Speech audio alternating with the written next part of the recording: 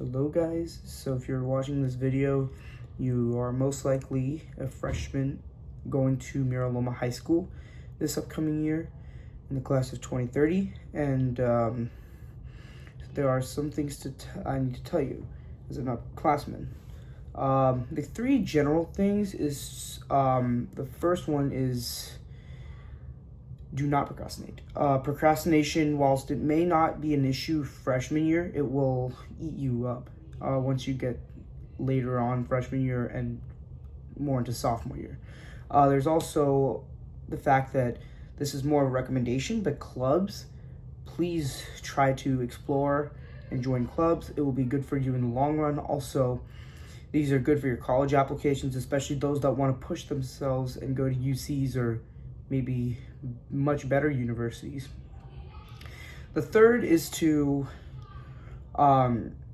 is to simply do a sport without feeling ashamed. In Mira Loma, we have so many activities, and a lot of people unfortunately skip them because they're ashamed. Do not be ashamed when you go to Mira Loma. We will welcome you to anything with open hands, especially no-cut sports, and we will help you develop rather than put you down for being underperforming. Some classes will have specific to be explored about. I'm going to be mainly talking about science, English, math, and history. So history, most people will have Cornelison as their history teacher. She actually is a super easy class to pass. The essay can be a little bit difficult, and that's where you need to learn your essay skills from English. We'll talk about that in a minute. But her class is just simply pay attention to her class, take proper notes, which she will provide paper of, and key thing is bring a folder to put your notes rather than a notebook. If every notes that she makes us take will be on her note papers that she provides. Rather, get some binder paper for some questions that you'll write in your own sheet. She will also provide that as well. If you preserve those notes, you will actually be able to take your tests with open notes and thus be able to pass with ease. In English class, a lot of people will have Bender, and a lot of people will have Ms. Garwood. Most people will often learn essay writing skills from there, and the key thing is just to use a lot more analysis. If you're going to spend most of your time on an essay, be sure to use it on analysis. Analysis is much better than slight spelling errors. It is better to have 5 typos than to have all the time done on fixing the typos and not having an error with, and having an error with the analysis. In math, most teachers will actually have an extended deadline. I know some upperclassmen and upper classes in general will not have any of that. So if you're anywhere between IM1 and IM3, you will most likely have grace periods. If you're in pre-calculus, sorry, you're out of luck. But try not to use the grace period a lot. Use it as if it's like a backup for an emergency. Like an example would be if you are going on a vacation and you can't do your homework, or if you're sick, that's when you should definitely use the grace period.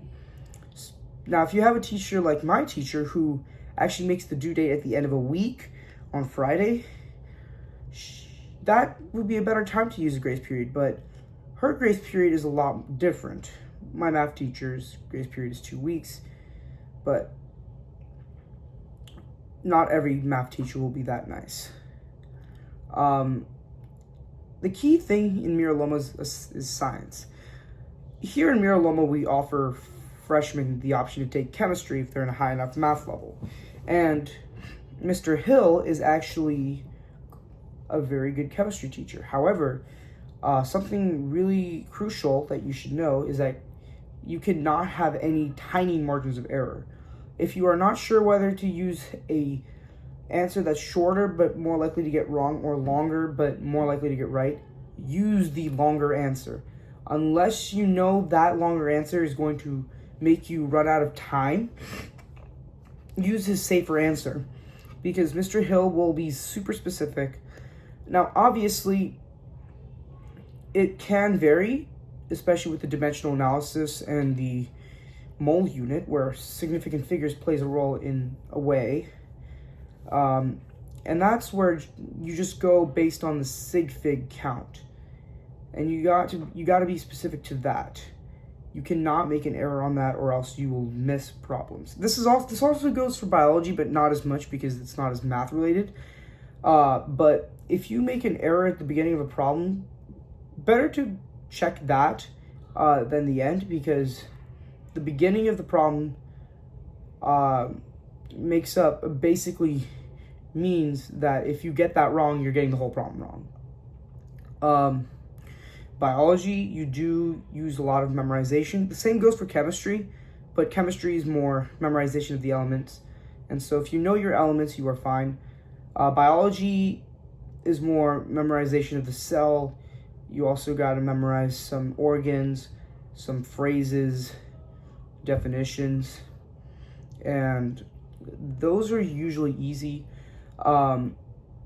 It's better to review from a textbook as well, in not just biology and chemistry, but in these other classes, because the textbook will also offer some extra information, especially if you feel that, my homework is very lackluster on information.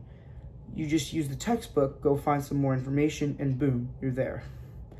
Also, for the parents of these students that want to push your kids to a higher level, it actually is a really good idea using textbooks. Now, before I finish the video, language can be kind of interesting. I'm not sure what Japanese, Chinese, or Spanish does, but in French, the key thing to use is VHL, Vista High Learner. It's on Q Portal. And that's what you're going to use basically all year. You use that to learn, because the teacher actually teaches from that, and also to study for quizzes and tests, and which, by the way, you don't get homework in that class, at least when you're in French 3 or above. Now, if you're in Spanish, I've heard they use Edpuzzles a lot. I'm a little bit biased here, or I'm not biased, I'm a little bit lackluster on information here. So bear with me. Spanish uses a lot of Edpuzzles. They also, I use the Vista Learner, I think. And then Chinese, they have a textbook that you can use. A lot of times you can use Duolingo for all three, and even Japanese as well. It's more universal. I have no idea what Japanese class uses, by the way, but universally use Duolingo, and that's about it for language. Now, a quick wrap up.